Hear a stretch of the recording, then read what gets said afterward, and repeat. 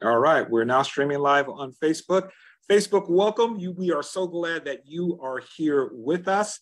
My name is Mike Davis, and I am one of the leaders and teaching pastors at the Oasis in Chino, California. So if this is your first time joining us, welcome, glad you are here. Let's pray, and then we're going to get into our study for today. Father, we thank you in Jesus' name for your Holy Spirit, who is leading us and guiding us into all of your truth. As David said, Lord, show us your ways, teach us your paths, lead and guide us into your truth and teach us, because you are the God of our salvation, and it is upon you that we wait all the day. So we thank you for this, Lord, in the name of your Son, Jesus. Amen and amen. All right, so we are in this study of Who's the Boss, Women and Men in Biblical and Cultural Context. And we are finally at Genesis chapter 3, verse 16. And today we're going to be talking about, and if you got your Bible, I'd like you to turn over there, Genesis chapter 3, verse 16. And Genesis 3:16, I'm going to read it, it says this. This has to do with the fall of man. Verse 16, God speaks to the woman and says to her, I will greatly multiply your sorrow and your conception. In pain, you shall bring forth children. Your desire shall be for your husband, and he shall rule over you. Now, we're going to be looking and focusing specifically on these words today. When I was putting the message together, and I'm going to say this, for those of you that are watching, please pray, because as I was telling our group just before we got on, just before I made a slight change in my notes, and for some reason it erased all my notes. I have not been able to get out of the back. I do know the information, so I'm going to have to kind of reconstruct it as we go. I wrote down a couple of things that kind of help give me a flow and a structure. But when I did my original notes, I had a lot of different questions that we can ask where this passage is concerned. And the reason I want us to look at this is because one of the things that when you start looking at the differences between complementarians and egalitarians, and those are the two groups that we've been talking about. Complementarians believe that women are created ontologically to be equal with men. They have equal worth. They have equal value in terms of their being, in terms of their essence. But complementarians do not believe that women can serve in equal levels of authority and leadership like men. So in terms of the home, complementarians for the most part believe that men are to lead the home, they are in charge, and they believe that in the church, men are to take the lead in terms of senior positions. So women can teach children, women can teach other women, but women cannot teach men. They cannot be in positions of senior leadership like an elder or a pastor of a church. That's the complementarian view. Now, complementarians will hold. We do believe that women are equal in worth and value. We just don't believe they are equal in role. So it's equal in worth and value, but unequal in authority and role. They don't have the same authority. They don't have the same, they're not to function in the same roles as men. Egalitarians are different. Egalitarians believe that while there are distinctions between men and women, there are things about us that are different. They believe that when it comes to functioning in certain positions, women can do that equally with men, that women are not disqualified or restricted from serving in certain responsibilities, serving in function leadership roles simply because they are women. Complementarians believe that because if you are a woman, you are restricted by God from operating in certain leadership functions, in certain leadership roles, as they would put it. And so they're different from egalitarians who says, nope, if a woman has the gifts, if she has the call, if the gifts, the training, she can function in those roles. Also, the fact that she is a woman does not restrict her from being in that role. A complementarian would say, even if a woman does have the gifting, or she seems she has the gifts and the talent and the training, because she is a woman, there are certain roles she cannot function in. There are certain tasks that she cannot do because those tasks are for men only. Now, where this is concerned, this is where the differences between the two actually function and operate. And complementarians believe that this is established by God. The egalitarians believe, no, this is not what God has said. So we've been looking at that over the past several weeks. I'm not going to go into all the things we've talked about. Go back and watch the videos, but we've been looking at this. And what we've covered over the past few weeks is looking at the fall and different elements of the fall and asking the question, do these elements of the fall prove that men had authority over women before the actual fall itself? Because there are certain teachers. We looked at Tom Schreiner, Wayne Grudem, and others who believe that there are certain elements in Genesis chapter 3 that point to the fact that Adam was given authority over the woman, Eve, before the fall itself. And they looked at certain elements. We looked at all of those elements. You can look at the past few videos that we've done here, about 7, 8, 9, and now we're on number 10. You can look at it to get the information. Where we're at now is in Genesis chapter 3. And this is why this particular passage is important. In Genesis chapter 3, we see here what God says for the first time. When he says to the woman, let me read it again, Genesis 3:16, I will greatly multiply your sorrow and your conception. In pain you shall bring forth children. Your desire shall be for your husband, and he shall rule over you. This is the first time in Genesis. We've looked at Genesis chapter 1, Genesis chapter 2, Genesis 1 and 2. This is the first time where it is explicitly and directly said by God that the man, he shall rule over you. My argument has been up to this point is that nowhere in the book of Genesis is it explicitly said, or I should say in Genesis chapter 1 and Genesis chapter 2, nowhere is it explicitly said that the man is to rule over the woman. Now, complementarians will make that argument. And if you go back to lesson, I believe it's 4, 5, and 6, you will see why I argue against that and give the reasons why this is not so. Nowhere in Genesis 1, nowhere in Genesis 2 does it say, man, you are to rule over the woman. To give you just a short synopsis of that or a recap of that, when you look at Genesis chapter 2, God creates the man, correct?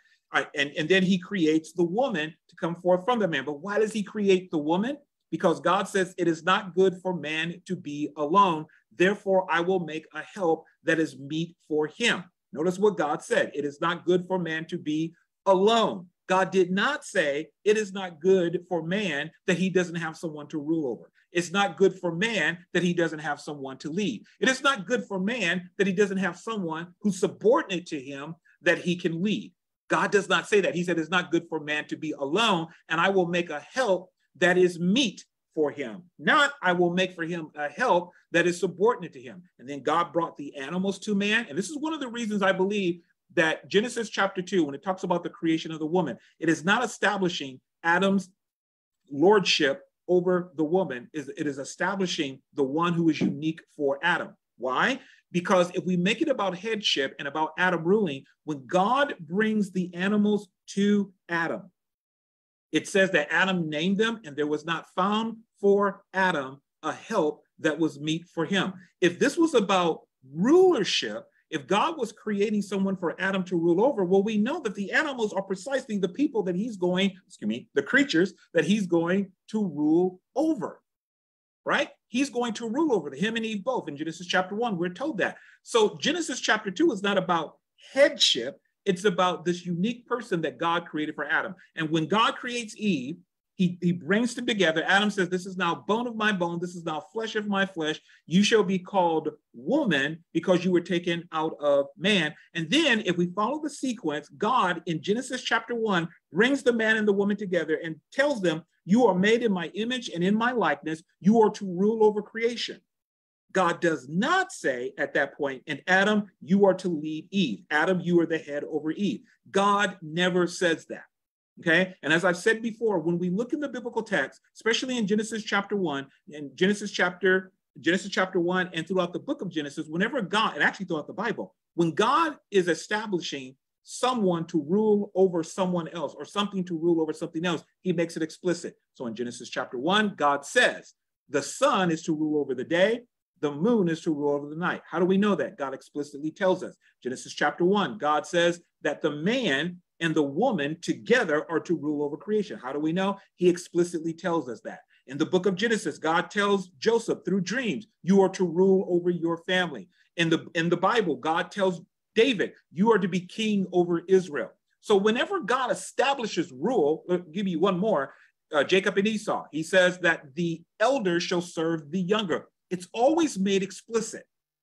In order to get out of Genesis chapter 1 and Genesis chapter 2 that man is ruling over the woman, you have to read that into the text. The text does not explicitly say that the man, or nor does it implicitly say or suggest that the man is going to rule over the woman. It is only when we get to Genesis chapter 3, for the first time, do we see God explicitly saying, like he does in Genesis 1, we see God explicitly saying that the man will rule over you, the woman. Now, why is this said?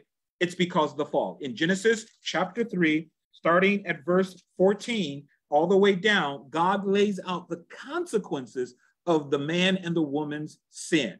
And even the serpent gets a judgment because of what he did. So God lays out the consequences. And so there is a difference in terms of how complementarians and egalitarians read Genesis chapter 3, verse 16. Many, if not most, complementarians read this passage in Genesis chapter 3 and verse 16, when it says, your desire shall be for your husband and he shall rule over you. Well, let me say what the egalitarians first. Egalitarians see the only reason this is said is because of the fall. The only reason man is said to rule over the woman is because of the sin of the woman and, of course, the man. Because of the fall, this is why this is said. So they see this statement by God as being a consequence of sin. It is a consequence of the fall. It was not God's original intent. This is how egalitarians who believe in the full equality of women, that women are not restricted from doing what a man can do in terms of leadership, in terms of functions. Of course, there are certain things that men cannot do and that women cannot do simply because we are different. I'm talking about leadership, that they, if they have the gifts and they have the gifts, they have the talents, if they have the training, women can do it. They're not restricted simply because they're women. They see that this passage of scripture here, where it talks about men ruling over the man ruling over the woman, is because of the fall. Complementarians, most of them, I should say, most of them do not see it this way.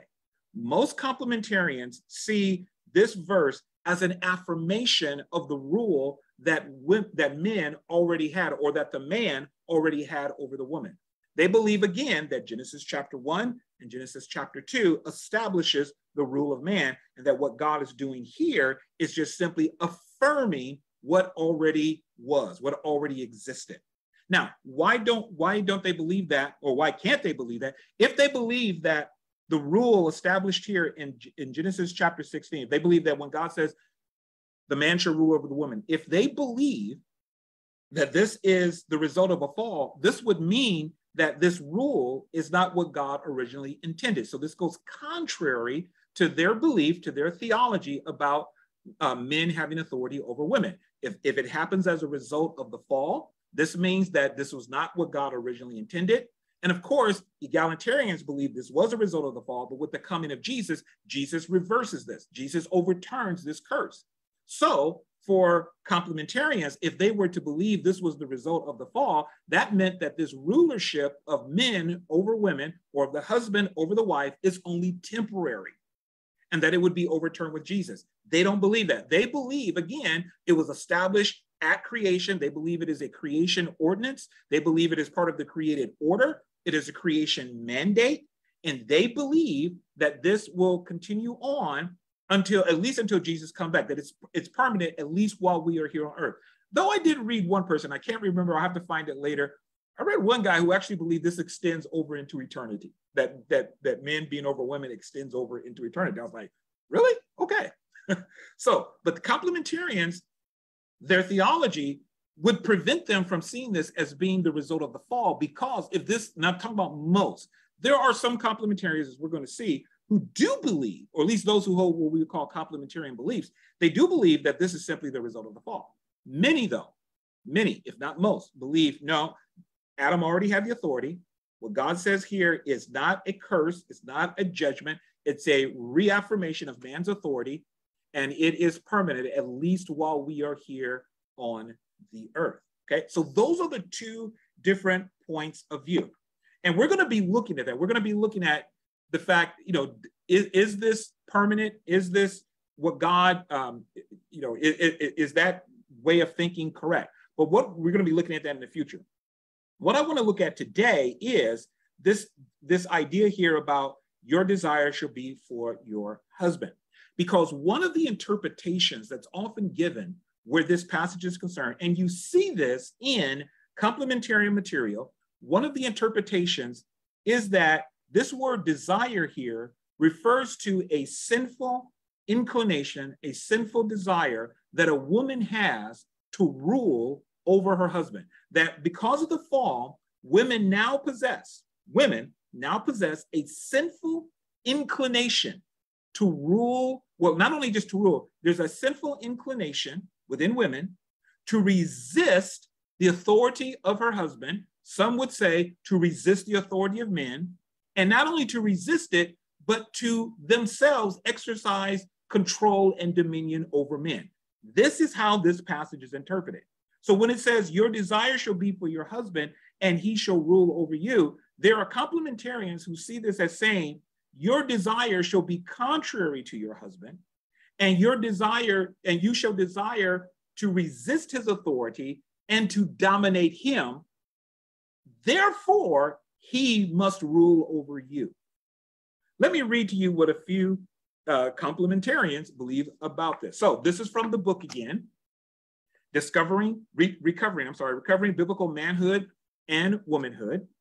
And this is from, let's see. Yeah, this is Dr. Raymond Ortlund, Jr., who I have referenced before. And this is what he says. Let me find the exact verse. Oh, here it is. Okay, so on page 137, this is what he says concerning Eve and this verse here. He says, because she, Eve, usurped his headship in the temptation, God hands her over to the misery of competition with her rightful head. This is justice, a measure for measure response to her sin. He goes on to say, if this is the sense, then God is requiring the man to act as the head God made him to be, rather than knuckle under to ungodly pressure from his wife. Accordingly, Genesis 3:16b should be rendered, your desire will be for your husband, but he must rule over you. In this case, we would take rule as the exercise of godly headship. This interaction matches the reasoning in Genesis 4:7 more nearly, but another view is possible. We're going to read Genesis 4:7 in a minute and why they bring that in. Second, God may be saying, this is another interpretation he proposes, you will have a desire, Eve. You will want to control your husband, but he will not allow you to have your way with him. He will rule over you. If this is the true sense, then, in giving the woman up to her insubordinate desire, so notice again, it is saying here that women have naturally now an insubordinate desire, a desire to be insubordinate, a desire to supplant the authority of her husband. He says, God is penalizing her with domination by her husband. Accordingly, Genesis 3:16b should be rendered, your desire will be for your husband and he will rule over you. The rule would now be construed as the exercise of ungodly domination. As the woman competes with the man, for his part, always holds the trump card of male domination to put her in her place. And then he goes on to say, but however 3:16 should be interpreted, nothing can change the fact that God created male headship as one aspect of our pre-fall perfection. Therefore, while many women today need release from male domination, the liberating alternative is not female rivalry or autonomy, but male headship wedded to female help. So Dr. Raymond C. Ortlund, his view is that women have an innate desire to dominate men, to resist his authority and dominate men. And therefore, men have to assert authority and dominion over women as they challenge his God-given headship and rulership. Yes, this is what some scholars believe. Let me read to you now from Wayne Grudem and his views on this. And this is on page 40 of his book, Evangelical Feminism and Biblical Truth. He says this is from page 40, quote, after the fall, God introduced conflict in that Eve would have an inward urging and impulse to oppose Adam, to resist Adam's leadership. He says, and he quotes, he paraphrases or quotes Genesis 3:16. Your impulse or desire will be against your husband. And Adam would respond with a rule over Eve that comes from his greater strength and aggressiveness, a rule that was forceful and at times harsh. He goes on to say, we should do, no, that's not what I want to read yet. Genesis 3:16 shows us, it's still page 40, quote, Genesis 3:16 shows us that the fall brought about a distortion of previous roles, not the introduction of new roles. So again, Dr. Wayne Grudem is saying, Adam being in authority over Eve was not new. He already had the authority. So this was not being introduced. This is again the complementarian belief. The distortion was that Eve, so Genesis 3:16 shows us that the fall brought about a distortion of previous roles, not the introduction of new roles. The distortion was that Eve would now rebel against her husband's authority, and Adam would misuse that authority to rule forcefully and even harshly over Eve. Now, this is what, again, the idea is that women, because of the fall, Eve now possessed, and women following her, her daughters, the daughters of Eve, all of you women who are listening, you now possess within yourself an innate sinful desire to oppose the headship, the God-given headship of men or of your husband. Not only that, you also desire to dominate and control him. This is the view of most complementarians. If you go to the website for the Council of Biblical Manhood and Womanhood, there is an article entitled, let me see, now I had this in my original notes. The article is entitled Satisfied and Complementarian, question mark, Satisfied and Complementarian. It is a 2007 article, okay? In that article, they literally state that one of the beliefs of complementarians, if you look under B where it talks about the fall, it states that complementarians believe that after the fall, there was mutual enmity. And it says in particular that women all of a sudden now possess this desire to control and dominate the man. And in response, the man now must rule over the woman. This is what is taught by many, and is what is held as a belief by many complementarians. So Dr. Wayne Grudem believes this, Raymond C. Ortlund. There's another gentleman that I looked at his video this past week, Dr. Bruce Ware. He did a message on complementarianism at Denton Bible Church. You can find this online. And he says that Eve, because of her wrong desire, now would seek, and that women would now seek to usurp the authority of men. They would resist their authority and seek to control them. Therefore, men must, when men's authority are threatened, the response is they will seek to reassert their authority over the women. And what is said is that sometimes this will be done righteously, and sometimes this might be done in an abusive way. This is in their literature. I'm not making this up.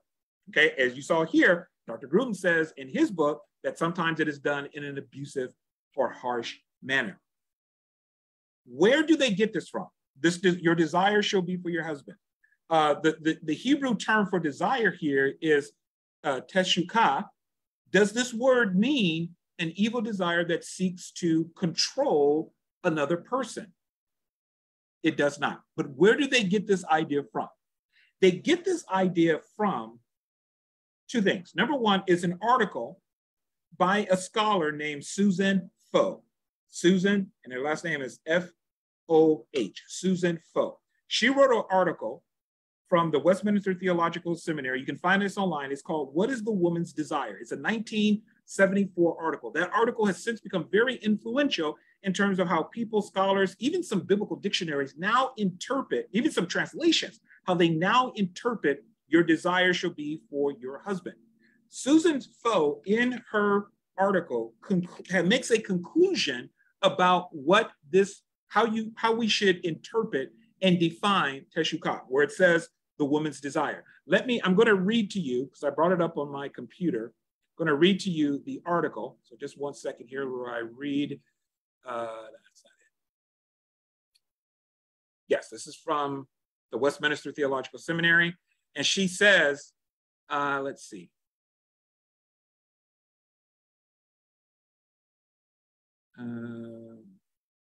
She says in Genesis 3:16b, these words mark the beginning of the battle of the sexes. This is on page 382. As a result of the fall, man no longer rules easily. Now, Susan apparently is a complementarian. She believes that man's rule was established in Genesis 1 and 2. She says, as a result of the fall, man, meaning the male of the species, no longer rules easily. He must fight for his headship.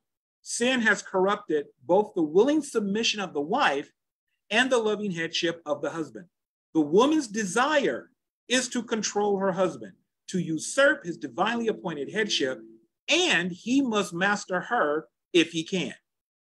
So the rule of love found in paradise is replaced by struggle, tyranny, and domination. Okay, so this is how Susan Foe, Dr. Susan Foe, this is how she interprets this text. This is the way that she sees and understands this text. Oops, what did I do here? Okay, I'm going on stuff that I wasn't supposed to go to. So she understands her conclusion, and it's about a 12-page article. Again, you can find this online. It's called "What is the Woman's Desire" by Susan Foe. Her last name is spelled F-O-H. Her conclusion is that man, the woman's desire, is a desire to usurp man's authority. It is a desire to control him. And as a result, a man must now assert that God-given authority over the woman. This is where the majority of complementarians get this. Now, where's the idea? Because the word, when you look up the word teshukah, it is a word that is only used 3 times in the Bible. It is used here in Genesis chapter 3, verse 16. It is used in Genesis chapter 4, and which we're going to look at verse 7. And it's also used in the Song of Solomon. Let me see if I can get you the Song of Solomon. Where is that in Song of Solomon? Let's see here. Song of Solomon's, I believe is chapter 7 and verse 10. Song of Solomon, chapter 7 and verse 10. Okay? This word is, so it's a rare word, and it was a word that has been very difficult for scholars to interpret. In the Song of Solomon, matter of fact, why don't we just go over there real quick? Song of Solomon. And we can look at it. Then we're going to go to Genesis chapter 4. So Song of Solomon. Let's look at chapter 7. Yeah, and verse 10. Here, the woman who's singing, the Shulamite woman says, I am my beloved's, and his desire is toward me. The word desire, same word that's being used in the book of Genesis chapter 3, verse 16, teshukah, teshukah. So his desire is toward me. Now, this same word is used in Genesis chapter 4, Genesis chapter 4. So go back to Genesis, and we see the other use. So 3 uses, Genesis 3:16, Song of Solomon chapter 7, verse 10, and here Genesis chapter 4 and verse 7. And it says, verse 7, this is where, let's start at verse 6. This is where God is talking to Cain. Cain brought his offering to God.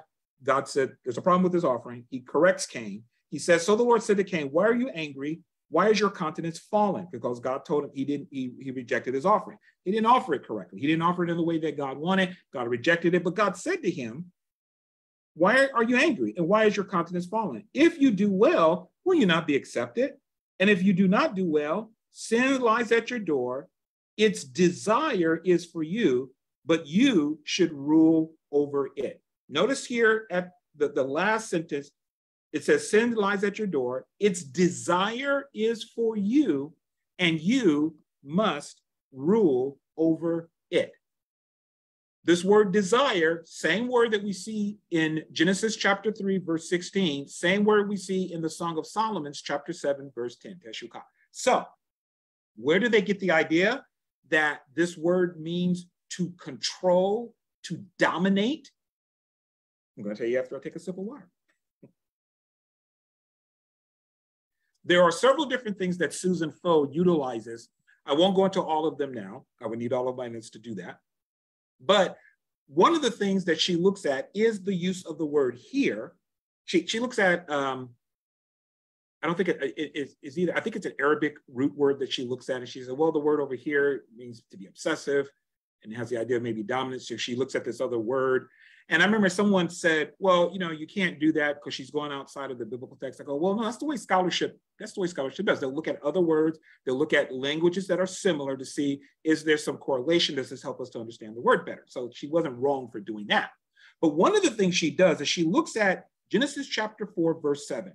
And when you look at most complementarian exegesis on and teachings on Genesis 3:15 about Genesis 3:16 about the woman desire for her husband, they will point to this. Mike Winger, who was one of the people that I said would be my dialogue partner, he believes also that this verse gives the idea and teaches that woman has a desire to resist the authority of her husband and to try to dominate. He believes this. If you go to his YouTube page or his YouTube channel, and just type in Mike Winger, W-I-N-G-E-R, he has a whole lesson called He Shall Rule Over You. And he talks about this towards the end.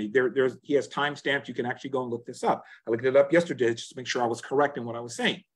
So Mike believes this. And what they will do is they will go to Genesis, because again, this word is used very rarely. So you're looking at, one of the ways you try to understand how a word is defined, you look at other uses of it in the scripture. As you look at other uses of it in the scripture, you get an idea, oh, maybe this is how we should interpret this term. But this word is only it is only used 3 times. Genesis 3, verse 16 is the first time we see it. Genesis chapter 4 and verse 7, Song of Solomon's chapter 7, verse 10. They look at Genesis chapter 4 and they say, well, look, this is the closest, this is the verse that's in close proximity to Genesis chapter 3. What do we see here? Well, it says, God said to Cain, sin lies at your door. Its desire is for you, but you shall rule over it. So this is several things that they say. Number one, so most complementarians say this. Susan Foe argues this. Mike Winger argues this. They will say, okay, what is sin seeking to do in Genesis chapter 4 and verse 7? Its desires for Cain. But what do you mean its desire? It's trying to take over Cain. It's trying to overcome him.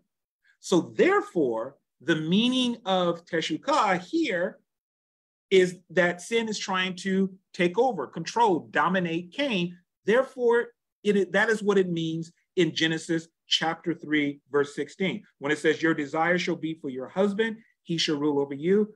Her desire is to try to take over Adam, the husband, just as sin's desire was to try to take over Cain. You ever heard this interpretation before? Then they also point to the fact, well, if you look at the structure in Hebrew, the structure of the words, its desire is for you, but you shall rule over it, is very similar, if not identical, to what we see in Genesis chapter 3, verse 16. Your desire shall be for your husband, and he shall rule over you. When you do look at it in Hebrew, the structure is the same. Now, somebody might be thinking, Mike, didn't you say structure is important? Yes, it's not the only thing, but it is important. Now, I have to say, at one point, when I first read Susan Foe's article years ago and reading the argumentation for it, I thought, that makes sense. I understood it, though, as saying that it seemed more to me like, in which she actually does say in her article, that there's now a mutual animosity between the man and the woman. So I didn't take it simply as the woman has a bad desire. I took it as both of them are trying to rule over each other. As I studied this more, though, over the years, I came to, especially over the past 2 years, I went, yeah, I don't think that's what that it's saying at all. One of the things that seemed very convincing, though, is that the structure in Hebrew, the wording, is practically identical, if it is not identical. Sin lies at your door. Its desires for you. God says about the woman, your desire shall be for your husband. Then it says, God speaking to Cain says, you should rule over it. God says to the woman, your husband should rule over you. So that structure seems the same. So all of that would point to what this is saying in Genesis chapter 3 and verse 16, verse 15 and 16, especially verse 16, is that women, you have a desire, an innate sinful desire to resist the authority of your husbands if you're married, to resist the authority of men, and to control and dominate the men. And because it says, God said to Cain, you are to rule over it, they see that it's okay that God was saying to Adam, or excuse me, God was saying to Eve, because you resist your husband's authority, this will provoke in him a desire to assert his authority over you. And as complementaries, many of them have said, this could be righteous as a corrective, or it might be abusive. They say this. Bruce Ware says this. Wayne Grudem says this. Mike Winger acknowledges, yes, men can be abusive in their authority over women. But is this correct, though? Is Susan Foe correct in saying the way we should interpret teshukah is a desire that a woman has, innate, that's sinful, to resist the authority of her husband if she's married, to resist the authority of other men, and to control and dominate men? Is this how this should be interpreted? By the way, the other problem with this too is there are some, I believe people like, people like John MacArthur. John MacArthur did a whole thing on women in Ephesians chapter 5. And his view is that women seeking positions of authority in the church, that's due to this desire. So if as a woman, you believe you are called into ministry and you have a desire, and even Mike Winger kind of leans towards this. I don't think he exactly says it, but he basically says in one of his messages, hey, just because you feel this doesn't mean it's right. Well, there's some truth to that just because you feel something doesn't mean it's right. But if you are basing that off of this verse, that if a woman desires to be in a position of leadership, let's say a woman feels, I feel called to be a pastor, a senior pastor, I feel called. It is said that is that wrong desire in operation, that you're operating in this sinful, twisted inclination that's the result of the fall, and that is why you are doing that. And if you keep pushing, and if you're trying to operate in those positions that are restricted to you, that shows you're walking in this evil desire. There are those who teach that and believe that. And this is based upon the 1974 article by Susan Foe. There are even translations that were translated. I know the ESV, there was some controversy a few years ago. The ESV, I'm not sure if they changed it yet, but I believe in 2016, at least, it was still there, where they interpreted your desire shall be for your husband. They interpreted the text as your desire shall be contrary to your husband. Now, never before had that ever been translated that way.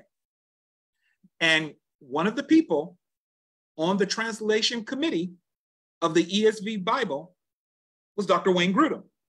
They brought in this interpretation and inserted it into the biblical text, that your desires shall be contrary. So it's the idea that women are going to have these contrary desires that cause them to resist male authority, male headship, and seeks also to dominate men.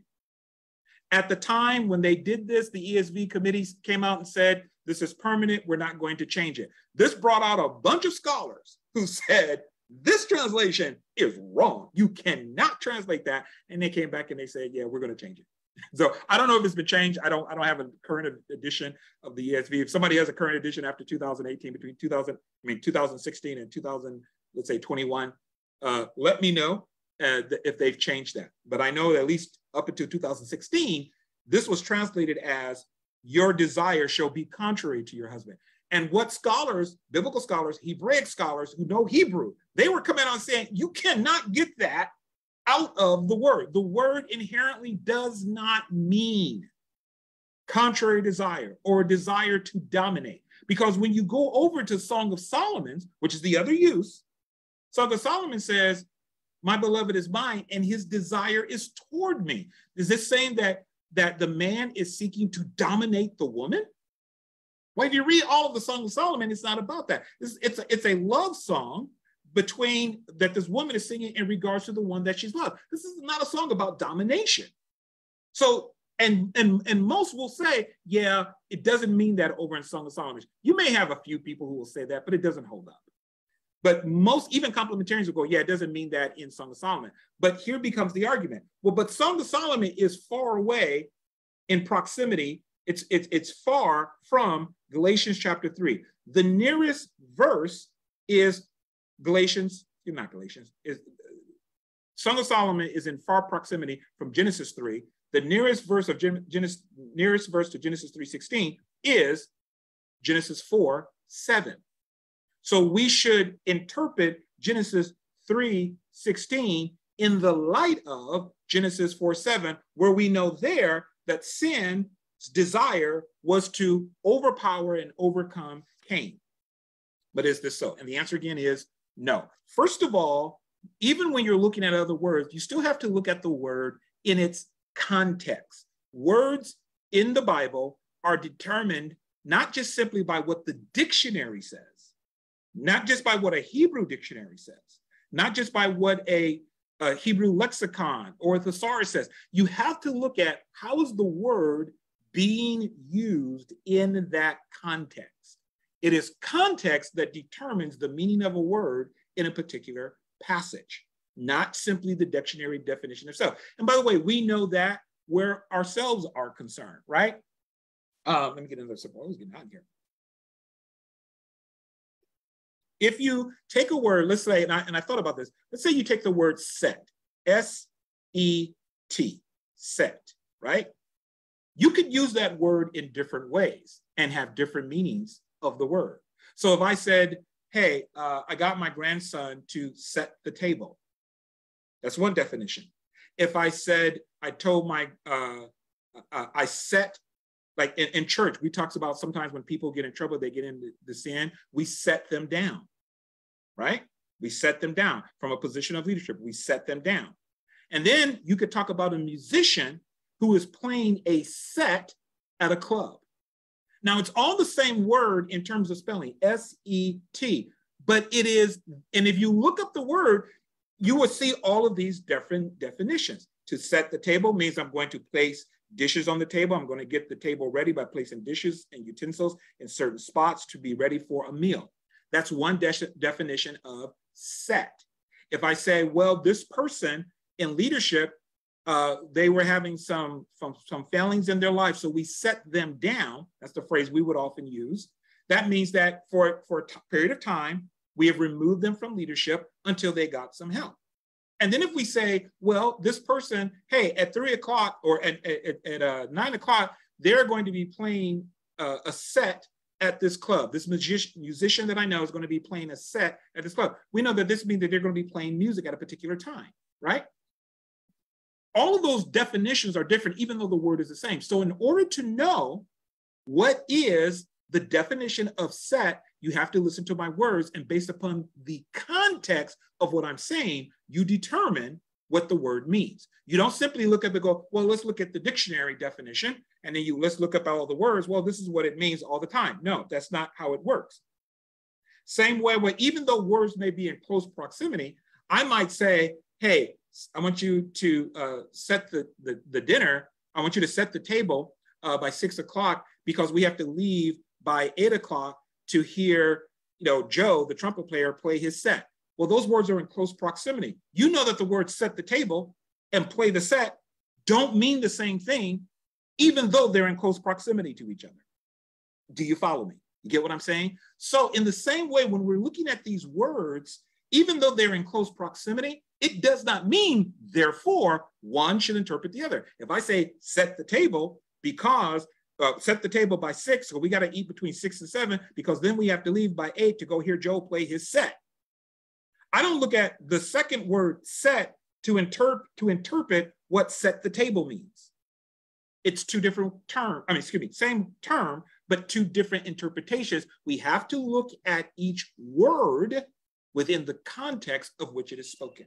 Same way with this word desire, teshukah. Even though Genesis chapter 3, verse 16 is in close proximity to Genesis chapter 4, verse 7, does not necessarily mean that Genesis chapter 4, verse 7 is to control and determine how we interpret Genesis chapter 3, verse 16. Am I making sense? Okay. Are you following me so far? If you're following me, let me know that you're following. Okay, so am I the only one that thinks this way? No, let me read to you again from some other scholars who say this same thing. And what's cool about what I'm going to share with you is Let's see. Where's it at? Oh, here it is. What I'm going to share with you is not simply from I'm just making sure I got the right. Okay, here we go. It's not just from egalitarian scholars. There are scholars who are complementarian, or at the very least, they hold complementarian views who also see this. There's a scholar by the name of Ervin Buzenitzy.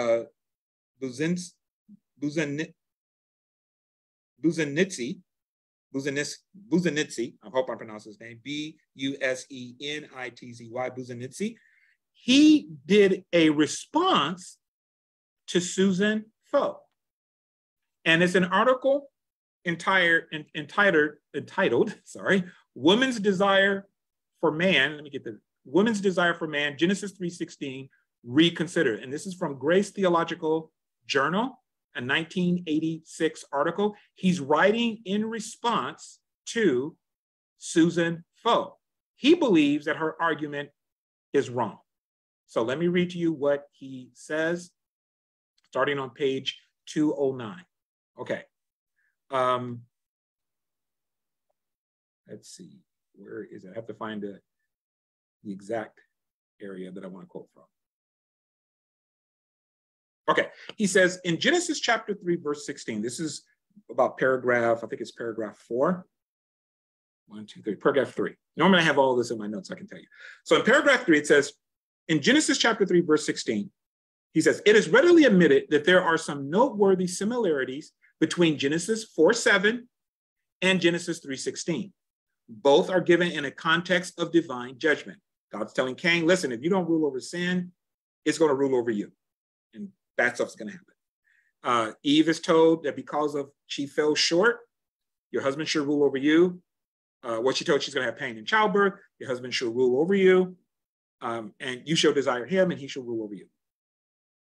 So they both are given in a context of divine judgment. Similarities. Both come from the hand of the same writer. Similarities. Both employ similar terminology. Remember I said that structurally they sound the same? He shall rule over you, sin shall rule over you. Excuse me. You shall desire your husband, sin shall desire you, Cain. Eve, Adam shall rule over you.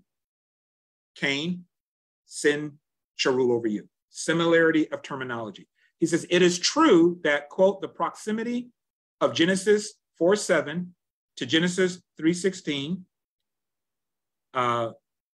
suggests that a similar, let me read that again. It is true that, quote, the proximity, and I think he's quoting Susan Foe here. It is true that, quote, the proximity of Genesis 4:7 to Genesis 3:16 suggests that a similar grammatical construction would have similar meaning.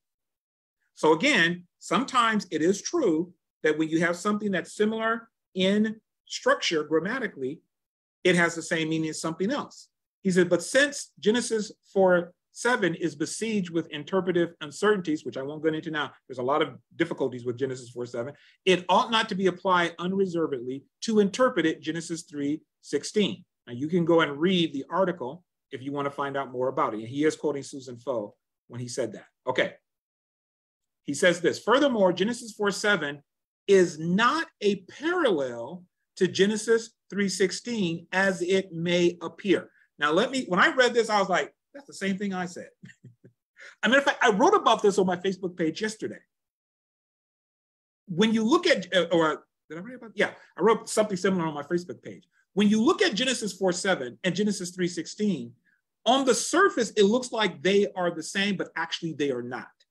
He says, first of all, Genesis 4:7 is figurative, talking about sin ruling over Cain, while Genesis 3:16 is literal. Genesis 3:16 is talking about two people. Genesis 4:7 is talking about Cain and sin. One is literal, two people. One is figurative, Cain being ruled over by sin.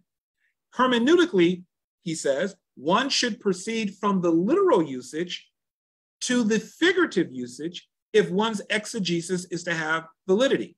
In other words, you should start with the literal, with what was said to Eve, and then move over to the figurative, what was said to Cain.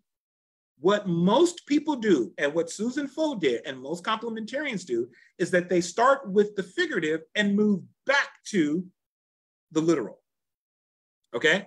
Second, while the grammatical construction is similar, the two phrases are actually inverted in sense. Now, this is actually what I was talking about that I think I wrote about yesterday. In chapter 4, verse 7 of Genesis, the object of the desire, Cain, is also the recipient of the curse. However, in Genesis 3:16, the object of the desire, the man, is not the recipient of the curse. What does that mean? When you look at Genesis chapter 3, verse 16, to whom is God speaking? He's speaking, excuse me, when you look at Genesis chapter 4, verse 7, to whom is God speaking? He's speaking to Cain, and he's letting Cain know what will be the bad result, the consequence, the judgment, if he does not take care of the situation, if he does not deal with his fallen continents, if he doesn't make the changes that God says to him that he can make. He's letting Cain know this will be the end result of your bad choices. Who's he talking to?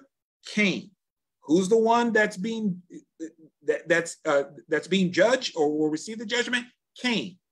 In Genesis chapter 3, who is God speaking to? Chapter 3, verse 16. When he says, I will greatly multiply your sorrow and your conception. In pain you shall bring forth children. Your desire shall be for your husband, and he shall rule over you. To whom is he speaking? Adam? No, he's speaking to Eve. He's not speaking to Adam. And this is what I wrote about on my Facebook page yesterday, because I saw it. I went, this is before I read this article. I went, wait a minute. And as a matter of fact, I noticed something today. Interesting. Here's something interesting. What Buzanitsky is saying here is that the objects of the curse are different. In chapter 4, the object of the judgment is different. In chapter 4, it's Cain. In chapter 3, it's Eve, not Adam.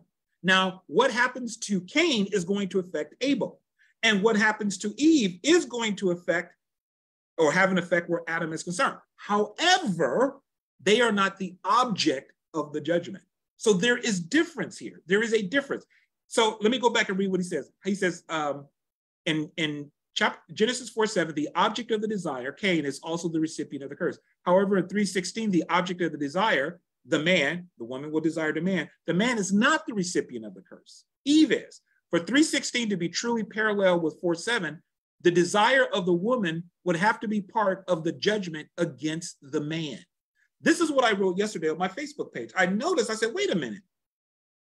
If the curse is that the woman is going to have this innate sinful inclination to resist the authority of her husband and to exercise control over her husband, seek to dominate her husband, to the point that the husband is going to have to assert his authority and dominion over the woman, why didn't God say that to Adam? It was not part of Adam's consequence. When we read what God said to Adam, he said, because you have heeded the voice of your wife, this is Genesis 3:17, you have heeded the voice of your wife, you've eaten from the tree of which I commanded you, saying, you should not eat of it. Cursed is the ground for your sake, in toil you shall eat of it all the days of your life. Both thorns and thistles it shall bring forth for you, and you shall eat the herb of the field. In the sweat of your face you shall eat bread. You shall in the sweat of your face you shall eat bread till you return to the ground, for out of it you were taken, for dust you are, and to dust you shall return. So God says. God did not say to Adam, oh, and by the way, you're going to have to deal throughout the rest of your life with a wife who has an innate sinful inclination to resist your authority, and she's going to be trying to overcome you and dominate you and get her to serve her will rather than her serving you, and you're going to have to deal with that all the days of your life. That would have been a consequence to Adam. God never lays this out as a sinful consequence to Adam. So again, as Dr. Irvin Buzanitsky has said, in 4:7, the object of the desire, Cain, is also the recipient of the curse. In 3:16, the object of the desire, the man, is not the recipient of the curse. Eve is going to have a desire, but God does not say to the man, part of your consequences, you're going to have to deal with the wife who has an evil desire to rule over you. and she's going to be fighting you all the way. God never says that as a consequence to the man. He never lays that out. And again, for 3:16, to be truly parallel with 4:7, the desire of the woman should have been part of the judgment against the man, which is the argument I made in my Facebook post. Thirdly, similarly in grammar need not demand, thirdly, similarity in grammar need not demand similarity of meaning. Verbal parallelisms may be coincidental. As shown, and he says, the context of Genesis 3:16 does not indicate that the woman desires to dominate her husband. Let me read that again. The context of Genesis chapter 3, verse 16 does not indicate that the woman desires to dominate her husband. If it is to be found in Genesis 16 that the woman is desiring to dominate her husband, it must be imported from Genesis chapter 4, verse 7. However, the context of Genesis 3 must be given the primary role in determining the meaning of desire in 3:16 rather than the linguistic resemblance between 3:16 and 4:7. In other words, you cannot take Genesis chapter 4 and take what's happening there because there is a linguistic similarity, because there is a structural or grammatical similarity. You can't take Genesis chapter 4 and then say, oh, that's how we interpret Genesis chapter 3, verse 16. He said, you can't do that. He said, if you do that, if you end up saying the word desire there because of Genesis chapter 4, verse 7, that sin is trying to overcome the man, therefore this means in Genesis chapter 3, verse 16, the woman's desire is trying to overcome the man. He says the only way you read that is you have to take what is said in Genesis chapter 4, verse 7, and you have to import that. You have to add that because the word does not mean that inherently. Again, context, and this is what he says, the context of Genesis 3 must be given the primary role in determining the meaning of desire in 3:16, rather than the linguistic resemblance between 3:16 and 4:7. Like I said before, if I say set the table because, set the table by 6, we're going to eat from 6 to 7, and we're going to leave at 7:30, so we can go hear Johnny play his set. Because I use the same words and they're in close proximity does not mean the second word set gets to interpret the second word, the first use of set. Just because in Genesis chapter 3, just because Genesis chapter 4, verse 7 uses the word teshukah, desire, does not mean that Genesis chapter 4, verse 7 gets to interpret Genesis chapter 3, verse 16. Proximity and similarity of language or grammar does not, in this case, determine how the word should be interpreted. We have to look at Genesis chapter 3 in its own context, okay? And we have to see if it makes sense.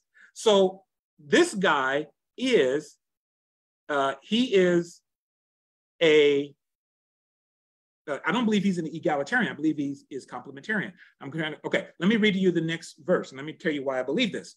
He says, the thematic links between Genesis 2 and 3 and Genesis 4 neither suggest nor imply that as part of the judgment of Genesis 3:16, woman will desire to dominate man. He says, when you look at the themes of Genesis 2 and 3, you don't see this idea that woman is trying to dominate man. For example, in Genesis 2 and 3, there is intimacy between God and man. He's talking about some of the themes.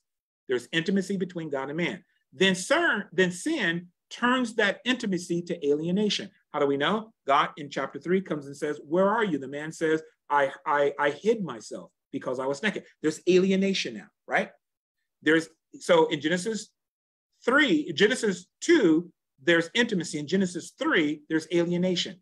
There's intimacy between man and woman, Genesis 2. Then sin, in Genesis 3, causes intimacy to become alienation.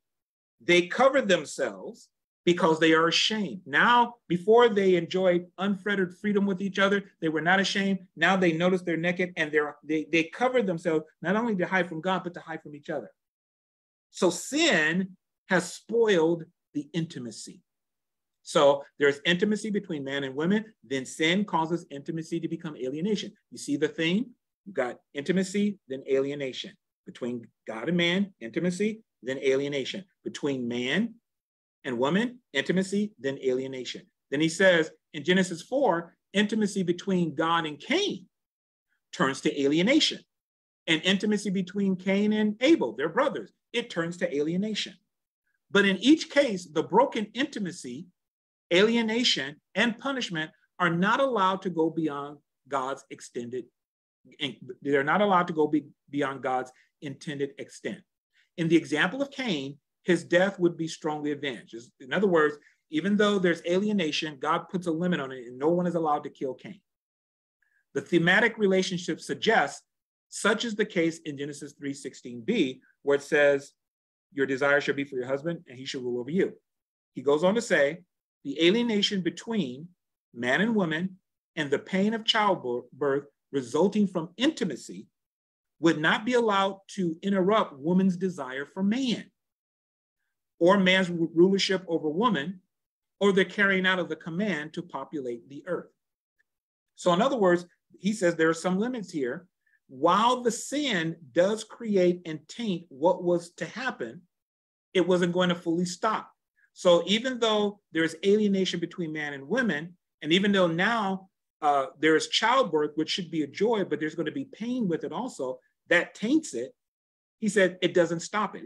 Even though there might be some interruption of the joy, it doesn't stop it. Now, the reason I said I believe he might be complementarian, or at least hold complementarian belief, he talks about what also is not interrupted is man's rulership over the woman, which implies here that man's rulership over the woman was established before the fall. It appears that he believes that.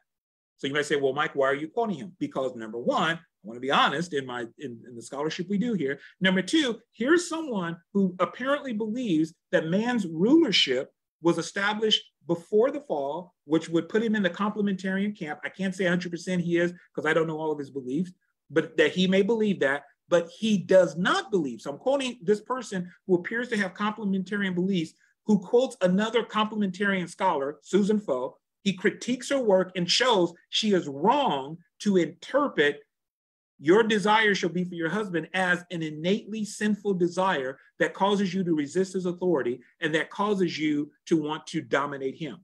So here's the man, here's a man, a scholar, another scholar, who may be complementarian, who is saying, nope, that is not how we should read that text. We should not be taking Genesis chapter 4, verse 7 and using it to interpret, or using it as far as what is the meaning of the word desire. We should not use it to interpret desire as meaning a desire to resist the husband and to control the husband. And he may be complementarian, okay? So he doesn't see it that way. There is another scholar. We're almost finished here. Am I making sense so far? So the idea here again, let me say, is that this scholar is saying, Susan Foe is wrong. This is not how this should be interpreted. Also, too, the reason it doesn't work, because when you go over to Song of Solomon, chapter 7 and verse 10, it doesn't mean that. In Song of Solomon, it is the desire of her husband for her. Now, let me read to you from another scholar. And this is a scholar named Matthew Lynch. And he is in this article. What's the article called? The article, okay, let me just hang on for just 1 second. The article is called The Not So Permanent ESV Bible, the Not So Permanent ESV Bible. This is from the WTCtheology.org.uk. This is on their website. So WTCtheology.org.uk website. The article is called The Not So Permanent ESV Bible by Matthew Lynch. Now, I am indebted to Marg Moscow for directing me to this article. I was reading an article on her webpage, which I have praised and said, if you haven't signed up for a page, do so because you'll learn a lot from it. I was getting ready to go to bed last night. I finished my preliminary work, had my rough draft of an outline. I was going to finish it, get up early and just finish it, which that didn't go well. But fortunately, I did the work. And as I kept thinking, there's one more piece about this that I'm missing, but I'm not quite sure. There's something here that I need to be able to show. And as I was reading Marg and she directed to this website, I went, oh my gosh, yes, this is what, oops, I just did something wrong here. Okay, I said, this is what I am looking for. So it's a scholar by the name of Matthew Lynch. He is reporting on the work of another scholar named Andrew McIntosh. Andrew McIntosh, according to Lynch, let me read to you what he says. Lynch says concerning McIntosh, where is it? And this is it's a not really long article, but it's very readable. I suggest you read it. But he says that Andrew McIntosh is one of the foremost Hebrew scholars in the world. Okay, I can't find the exact quote, but that's what he says. Okay, so what he says here, he says Andrew McIntosh, one of the world's leading scholars of biblical Hebrew. He published an article proposing a new translation for a key term, tesukah. And his article is the most comprehensive and up-to-date academic treatment of this term. Now, this is a term you can find in the Journal of Semitic Studies, number 61, volume 2. It's a 2016 article. It's one of the most up-to-date articles that deals with this word, teshukah, or desire. What is said about this term? Now, this is where we're going to be closing, I believe. Basically, I'm going to give you the summary. If we have time next week, I'll probably come back around and talk a little bit more about this. But what Matthew Lynch, working off of Andrew McIntosh article, The Meaning of Hebrew Teshukah from the Journal of Semitic Studies, he says that teshukah does not mean, and is referring to, it should not be translated as the woman having a desire to resist the authority of the man and trying to control him. He doesn't even really see it that way where Genesis 4:7.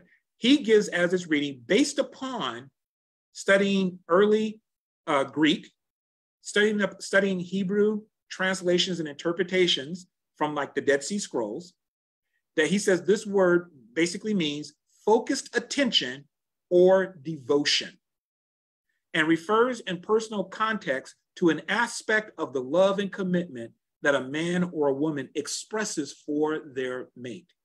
He goes on to say that this word can be translated as single-minded concentration or single-minded devotion. So when it says here, your desire shall be for your husband, it is saying your single-minded concentration, your single-minded devotion shall be towards your husband. Let me read straight from the article. Quote, McIntosh's insistence that the term refers to single-minded devotion is convincing and clearly lays behind the earliest translation. His careful philological analysis raises a further problem for the ESV rendering of Genesis 3:16b. I said to you before, ESV rendered this verse as, your desire shall be contrary to your husband.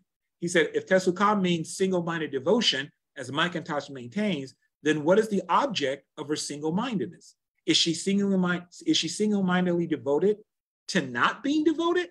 In other words, it says her desires for her husband. Is she single-mindedly devoted to resisting her husband? Is she single-mindedly devoted to overcoming him and ruling over him? So is she single-mindedly devoted, quote, is she single-mindedly devoted to not being devoted or to not being subordinate? Or is it more insidious that she devotes herself entirely to opposing or harming her husband? Both are unlikely in context, and as suggested above, cannot be inferred by an appeal to Genesis 4:7. Again, they're saying you can't use Genesis 4:7 to interpret Genesis chapter 3, verse 16. The problem for the ESV of Genesis, I'm quoting again, quote, the problem for the ESV of Genesis 3:16b is that single-minded devotion is not hostile on its own. And so he says, on the contrary, tesukah is decidedly loyal. A more appropriate translation would be the following: your devotion will be towards your husband, yet he will rule over you. Now, let me say this again.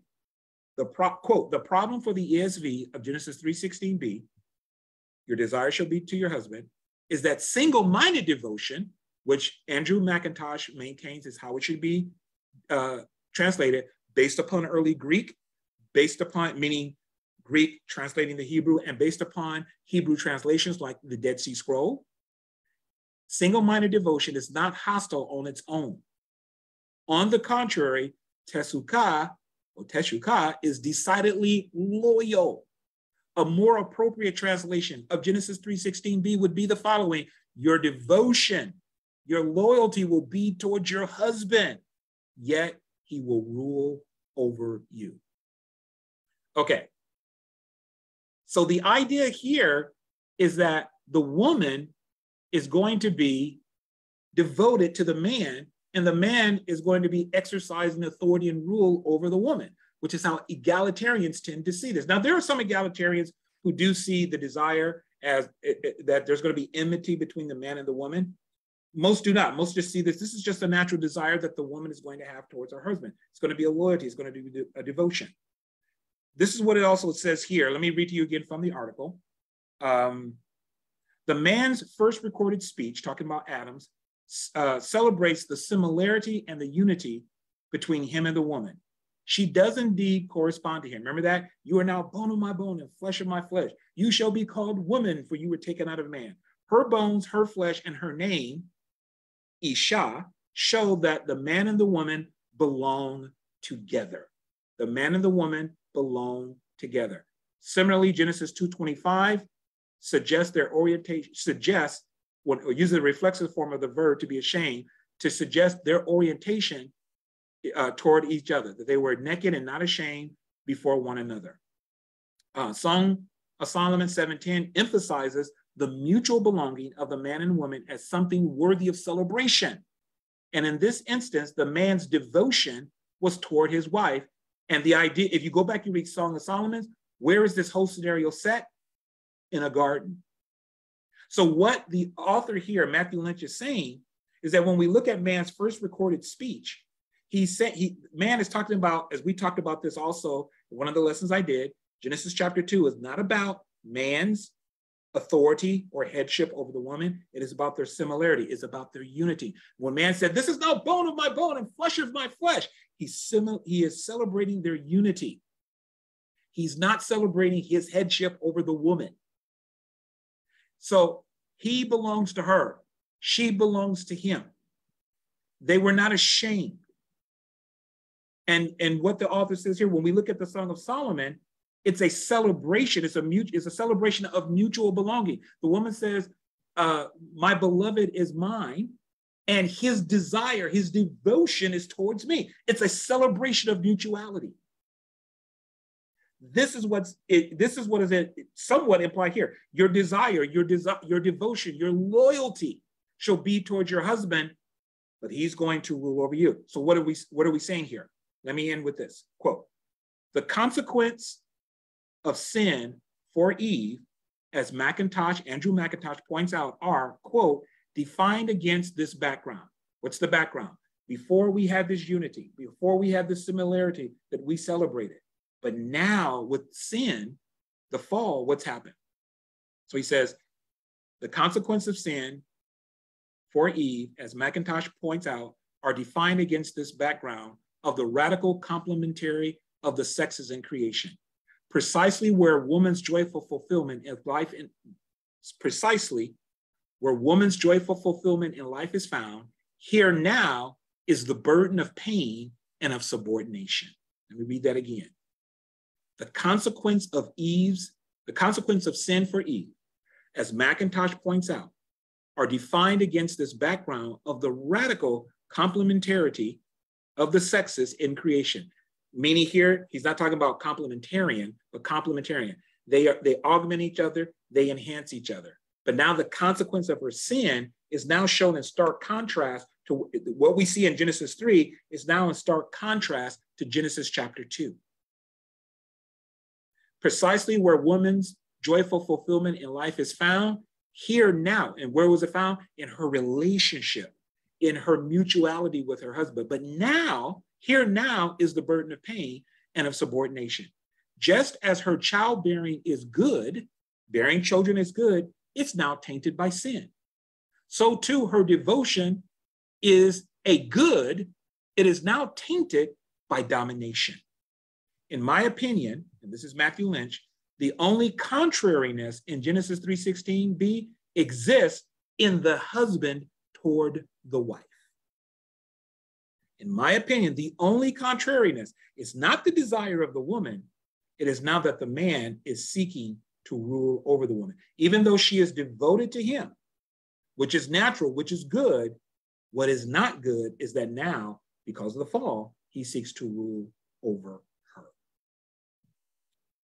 This is what's being talked about here. When God says your desire shall be for your husband, based upon the work of Irvin Buzanitsky, based upon the work of Matthew Lynch, based upon the work of Andrew McIntosh, when we look at Genesis chapter 3 and verse 16, your desire shall be for your husband, and he shall rule over you.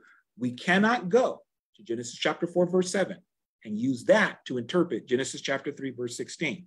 The idea here is not. So we heard from an egalitarian and we heard from a complementarian.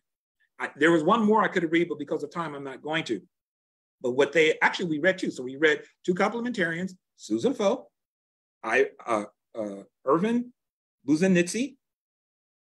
But Irvin says Foe is not correct. He argues against her interpretation of teshukah, desire. It does not mean a sinful inclination.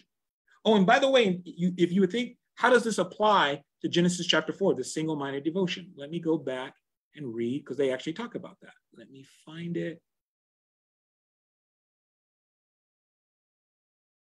Okay, he says, applied to Genesis 4:7, this definition of single-minded concentration or single-minded devotion, applied to Genesis 4:7, the term takes on an abstract sense whereby sin, lying like a coiled serpent, rests at Cain's door, waiting for an opportunity to entrap him and bring about his downfall.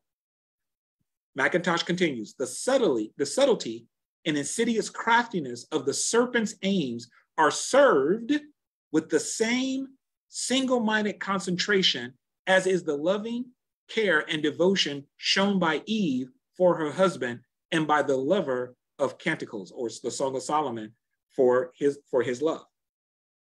In other words, yes, this still applies because sin has a single-minded focus. It is to trap Cain. It is to take him over. But this is in contrast to Eve's single-minded focus to love her, or her devotion, we could use that word, her devotion to love and care for her husband. Even though there is pain in childbirth, now we'll probably talk some more about this next week for sure. Even though there is some pain in childbirth, rather than turning away from her husband, like I saw a joke the other day where it said, and I've heard this joke told before, like when one woman is having a child, she's in the midst of labor, she says to her husband, don't you ever come near me again. Don't you ever come near me again. But we know that that doesn't happen, right? People have more than one kid. The idea here is that even though there is pain in childbirth, yet you will still be devoted to your husband. Yet you will keep coming back to your husband, not out of some sick desire. It's a natural desire implanted by God. You will keep coming back to him, being devoted to him, and yet he, because of sin, will rule over you. Now, let me read to you from, here it is, this book. By the way, again, am I making sense? The idea here is not, women, that you have some evil desire by which it's on the inside of you, and that desire will cause you to rise up and resist men and try to overcome men. And neither is it a desire that says, hey, women, if you desire positions of leadership, that shows that evil desire at work again. That is not what the text is saying. So what I'm saying to you is that people like Wayne Grudem, people like Raymond Ortland, people like Susan Foe, when I mean people like, I mean these scholars who have interpreted the text in this way, they are wrong. Mike Winger interpreting the text this way, they are wrong, according to some of the latest research. Now, I could see that in the past, you might come to that conclusion, and there are some egalitarian scholars I've seen who came to that conclusion. You could come to that conclusion because of the lack of information that we had at the time. We have now updated information, at least up to 2016. You cannot use Genesis 4:7. And by the way, again, if you look up the word teshukah, it does not have as part of its definition, evil, sinful desire that seeks to cause someone to dominate someone else. It doesn't mean that at all. But that is how it has been applied to women. This is what this book here, How God Sees Women. Let me go back, let me change for a second here. How God Sees Women. This is by Taryn Williams, really good book. He says this about Eve's desire. He says, this is page 77, quote, this views God-given desire, this is how he interprets one of the meanings here, God-given desire, because he talks about there is different ways people have interpreted this over the years. He says one of them is God-given desire. This view sees Eve's desire for her husband, Eve's desire for her man, not as sinful, but as natural. The immediate context of judgment in verse 16 through 19 suggests it is a natural desire, albeit a frustrated one. The woman brings children into the world, something natural, but because of the fall, she now experiences terrible pain. Similarly, the man desires to draw food from the soil. That's natural, right? But it now obstructs him. Frustration. Or remember, as we saw before, intimacy, alienation. Here we have natural desire, frustrated desire. So it says, finally, the man whose life is sustained by the land will eventually be swallowed up in death as he returns to the dust. This is one of the things God told him. In each of these judgments, a God-given desire has been derailed. Along the same lines as the other judgments, then, her desire for her husband as her equal partner is natural, but unfortunately, it is thwarted by his desire to rule her. You see what he's saying here? He's saying, listen, we've got these natural desires. A woman has a natural desire to have children. But what comes in, what taints it? Pain. A man has the natural desire to eat, to be taken care of, to eat from the earth. But what is tainting it? Now the earth will resist him as part of the judgment. A man may have a desire to live long forever, but what taints that? Death. And he returns to the ground that's been fighting him. A woman desires to be devoted to a partner, to be one with him. But what does she get because of the fall? His desire to rule over her. The desire that is wrong is the desire to rule over another human being. That is the desire that's wrong.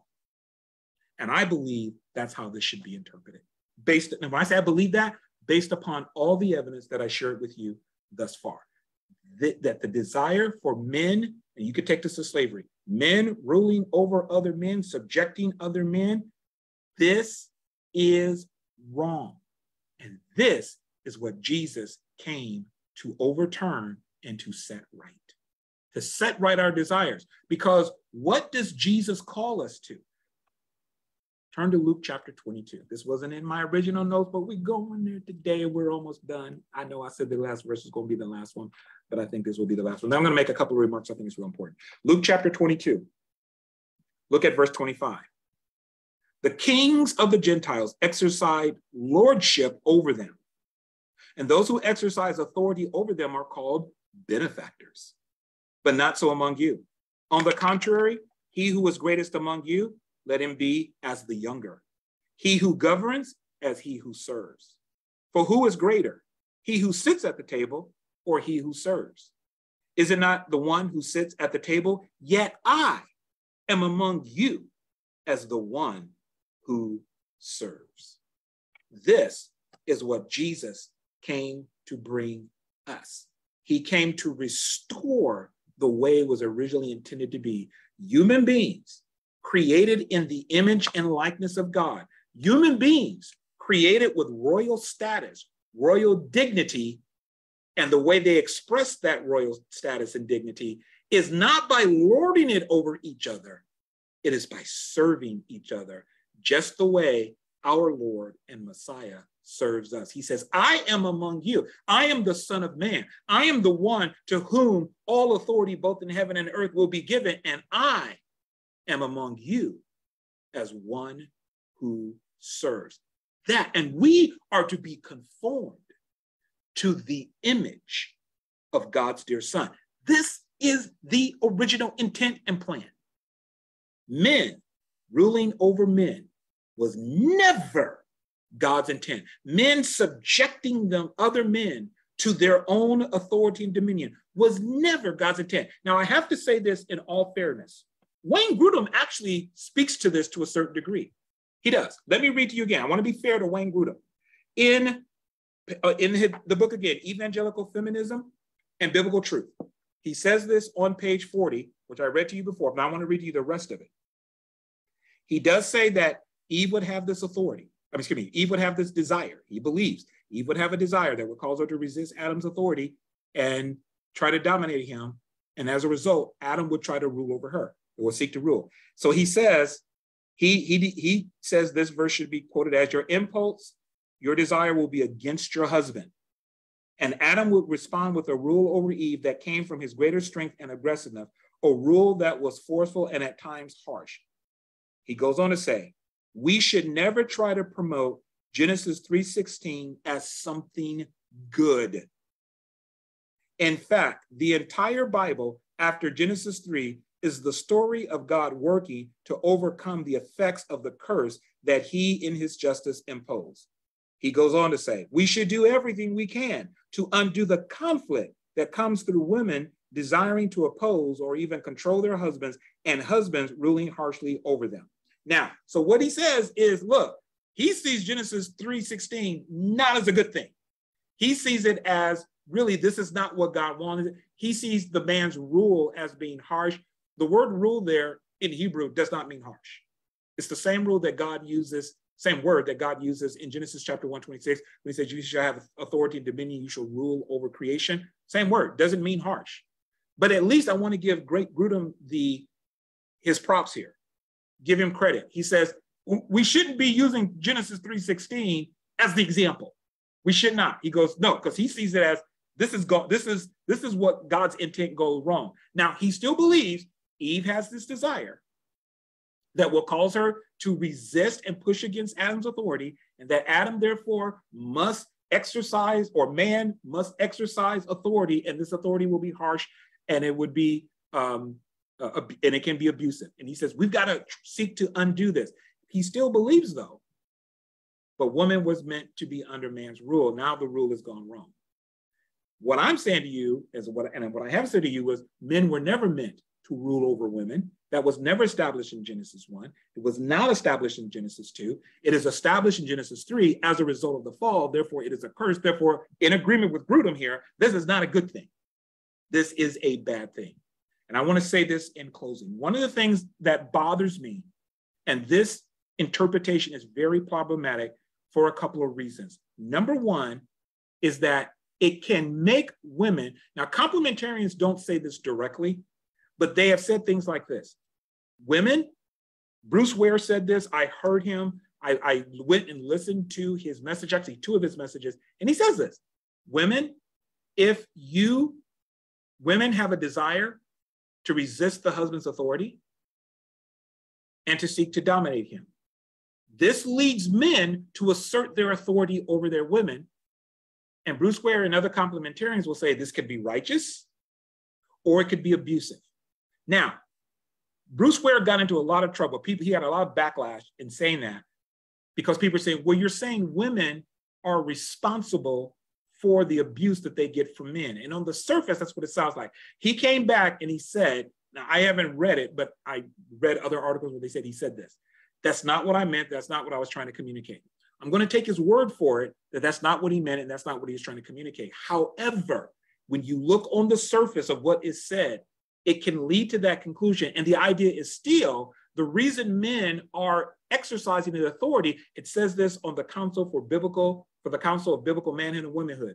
If a woman, because of that innate sinful desire that they believe women have, if she resists the man, it will lead the man to assert authority. So the man asserting the authority over the woman is always in response, in their thinking, to the woman trying to overcome the man or resisting his authority. That's still bad to teach that, hey, women, the reason your man is acting, because when you get down to it, that's what you are saying. Well, the only reason men are acting this way is because women are not submitting. That's bad. Here's the other problem with that. It's gaslighting. When I first heard this, I went, this could be used to gaslight women. And it has been used to gaslight women. A little bit passionate about this because this is so wrong. I got 3 daughters, right? 3 daughters. So yeah, I got some skin in the game where this is concerned.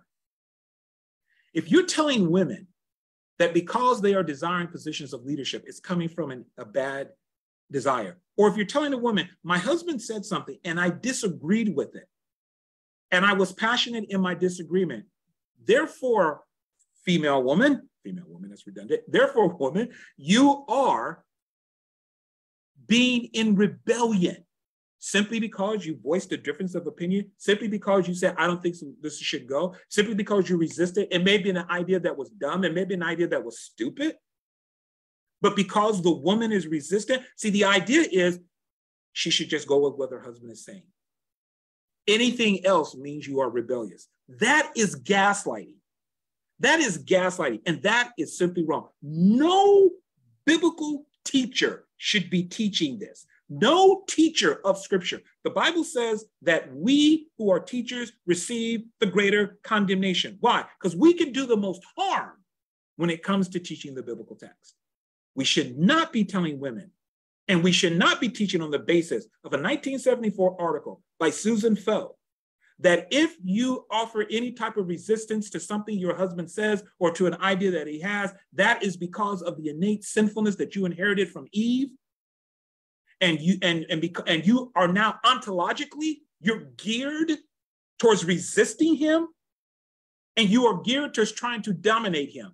And the fact that you disagree, the fact that you're just not going along with what your husband says, is proof of the pudding. The proof is in the pudding. The proof is in the eating. The fact that you're doing it, that proves that this is true. No, it does not. That is gaslighting. That is what abusers do. I'm not saying if you're complementarian and you hold that belief that you are an abuser. What I am saying is that is the type of thinking that abusers will do. They will hold the other person. They go, no, it's your fault. It's your fault. This is where that teaching leads. And in essence, in my opinion, this is what it says. That if we're in disagreement, if Karen and I are in disagreement, if I say, Karen, I think, Karen, we need to invest all of our money in this stock. And Karen says, Mike, I've looked at this and I don't think we should do this. I'm against this. Oh, see, you're just being rebellious. You are now trying to usurp my authority. And somebody might go, well, Mike, that's to an extreme. But how do you tell them? How do you know when it's rebellion or not? How do you know when it's not just simply a passionate disagreement based upon facts and whether or not she's been rebellious? How do you know? My thing is, you should eliminate that completely. Here's the thing, and I will close on this. What the Bible says about us as human beings, can I read to you one more scripture? And I swear this will be the last one. James chapter 4. See, when I've read complementarian views on this, the evil desire is always on the part of the woman. The desire that's twisted and sinful, the inclination, it's always on the part of the woman. It's never on the part of the man. The only thing they'll say about men is that, well, some men will misuse their authority and we need to teach them better. Let me say this, folks. That's the same thing they said about slavery. It is the exact same thing that was said about slave masters. Slavery is not a problem. The problem is abuse of slave masters. And so what we need to do is just teach the slave masters to be more benevolent. What is argued today is the problem is not women's submission to men and men ruling over women. The problem is that some men in their headship are being abusive, and we just need to teach them to be more godly. This is why I said from the beginning, same arguments used against slaves, same arguments and used to promote slavery, same arguments being used to promote the subjugation of women. Same exact arguments. What the Bible tells us, yes, a little bit passionate there. James chapter 4 says this: where do wars and fightings come from among you? Do they not come from your desire for pleasure that war in your members? You lust and do not have. You murder and covet and cannot attain. You fight and war. You do not have because you do not ask. You ask, you do not receive because you ask amiss, that you may spend it upon your pleasures. This applies to both men and women. It is not that women have a desire that's separate from the men. That's a special consequence of the fall that causes women to want to be resistant to male authority and to try to overcome men. No, when there's fighting and wars among us, That applies to both men and women. Paul told the Corinthians in 1 Corinthians chapter 3, I cannot speak to you as mature. I have to speak to you as babe. Why? Because where there is fighting and conflict, are you not babes and walk as mere men? He was talking to the entire congregation. He didn't single out the women and say, women, because you're arguing with the men, this shows that you have that evil desire that's the result of Eve's fall, and you're trying to usurp the men. No, we all have desires that are at times contrary to the will of God. And it is incumbent upon all of us, men and women, to walk in the Spirit and manifest the fruit of the Spirit. This is not something that is unique to women. That is wrong. That is a lie. And it is not the truth of God. All right, I'm going to stop right there. How did I do? I did that practically without any notes. How did I do? Hope you learned from this. If you found this to be helpful, please share this with other people that you believe it will help. This will be uploaded to our website, KICTV. There you can find all of the other lessons. And so you can direct people to go there. If you go there yourself, please subscribe and also hit the like button when you listen to it. This, as I am told, this helps the algorithms, and it helps, it will cause YouTube to promote our videos. We want this truth to get out. Let me say in closing, ladies, please don't let anybody tell you that because you have a strong opinion, because you have your own way of thinking about things, because you feel a call to ministry and to leadership, that therefore you're operating out of a unique desire that's contrary to the will of God, and that is sinful, and that causes you to usurp authority over man, to resist male headship, and try to dominate and control. I'm not saying that as human beings we don't do that. We do. But men and women do that, not just women. It is not unique to women, and it is not how Genesis chapter 3, verse 16 is to be interpreted. That's talking about Eve's devotion to her husband. All right.